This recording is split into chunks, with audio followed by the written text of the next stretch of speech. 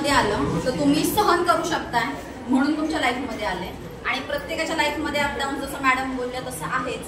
आणि जर का तुम्ही तुमची पॉझिटिव्हिटी पास केली तर पुढच्याकडनं पण सेम पॉझिटिव्हिटी तुम्हाला पास होणार आहे आणि तुमचे काय म्हणतात त्याला एक दुःख म्हणा किंवा ॲज अ आध्यात्मिक म्हटलं तर कर्म म्हणा तो कुठेतरी कमी व्हायला कारण ठरणार आहे. आणि सर म्हटले रडून हे करण्यापेक्षा हे माझ्यासाठी निवडलं आणि याच्यातून मला बाहेर पडायचंय तर मी किती मार्ग शोधू की मी बाहेर पडेल आणि कुठला कुठला मार्ग टेस्ट करू की ज्याच्यातून मी पास होईल.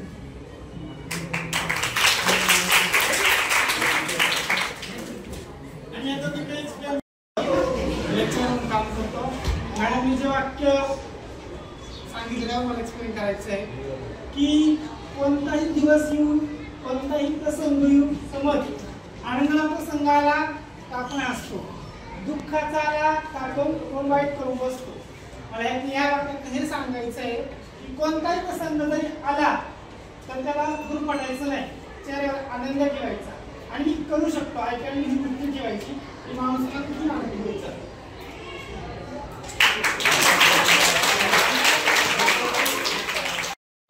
Junior college. माझे नाव तेजस प्रवीण घेते. शिकतो. उलटा मला जो वाक्य आवडतं उलटा जागे व्हा थांबू नका जोपर्यंत ध्येय प्राप्त होत नाही.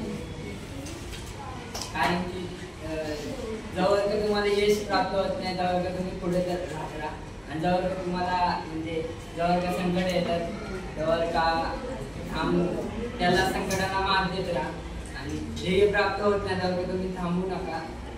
कारण की लाईफ मध्ये येत असतं की जवळ का ध्येय प्राप्त होत नाही जवळ का आपण थांबत नाही. बरोबर.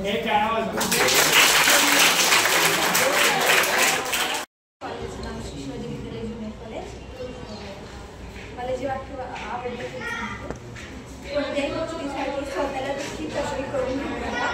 मनुष्यावर नव्हे तर देवावर विश्वास ठेवा, तोच तुम्हाला योग्य मार्ग दाखवेल आणि सन्मार्ग सुचवेल. स्वतःच्या मनाला नेहमी कामात गुंतवून ठेवा, त्याला रिकामे राहू देऊ नका. जीवन गांभीर्याने जगा. तुमच्यासमोर आत्मनिर्भरतेचे महान कार्य आहे आणि वेळ फारच थोडा आहे.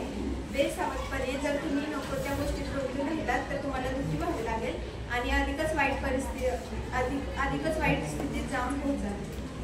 अच्छा, ते वाक्य का आवडलं?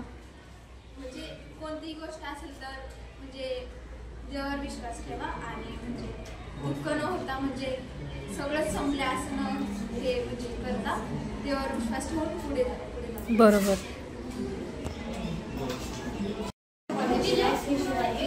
ज्युनियर कॉलेज जवळ.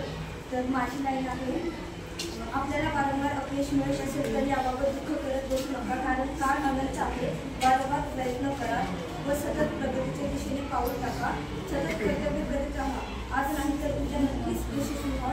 उठा चालू व्हा. थांबू नका जोपर्यंत ध्येय प्राप्त होत नाही. तर ह्याच्यामध्ये असं आहे लाईफमध्ये प्रॉब्लेम तर खूप येतात त्यांना फेस करण्याची ताकद ठेवा आणि जोपर्यंत यश प्राप्त होत नाही तोपर्यंत प्रगतीच्या दिशेने पाऊल टाका. अजून